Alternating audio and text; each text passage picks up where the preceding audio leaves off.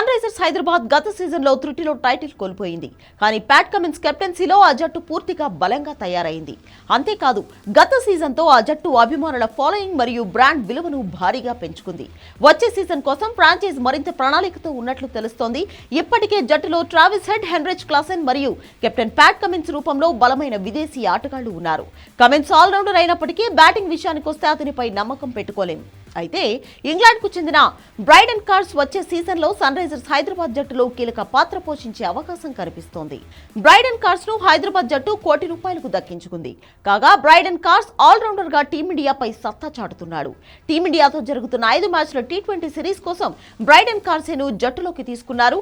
రెండో టీ20లో జట్టులోకి వచ్చిన బ్రైడెన్ కార్స్ సెలెక్టర్ల నమ్మకాన్ని నిలబెట్టాడు. మొదట బ్యాట్తో విధ్వంసం సృష్టించాడు.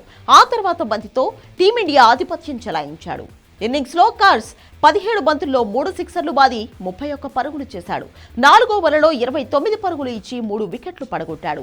మూడో టీ20లో బ్యాట్తో రాణించుకున్న అభిషేక్ శర్మ, ధ్రువ్ వికెట్లు తీసి ఇంగ్లాండ్ విజయంలో కీలక పాత్ర పోషించాడు. బ్రైడెన్ కార్స్ ఈ అద్భుత ప్రదర్శనతో సన్ రైజర్స్ యాజమాన్యం సంతోషం వ్యక్తం చేస్తోంది. వచ్చే సీజన్లో బ్రైడెన్ కార్స్ సేవలను మరింత ఎక్కువగా వినియోగించుకోవాలని భావిస్తోంది. అతనికి కాస్త సపోర్ట్ ఇస్తే జట్టును విజయ తీరాలకు చేరుస్తాడని కావ్యమారన్ భావిస్తుంది. టీమిండియాతో జరగబోయే మ్యాచ్లతో పాటు వచ్చే ఐపీఎల్లో బ్రైడెన్ ఎలాంటి అద్భుతాలు చేస్తాడోనని ఫ్యాన్స్ ఆసక్తిగా ఎదురుచూస్తున్నారు. ఇదిలా ఉంటే బ్రైడెన్ కార్స్ ఇంగ్లాండ్ తరపున 5 టీ20లో కార్స్ 9 వికెట్లు పడగొట్టాడు. 3 ఇన్నింగ్స్లో ఒకసారి నాట్అవుట్ గా ఉండగా 31 పరుగులు చేశాడు.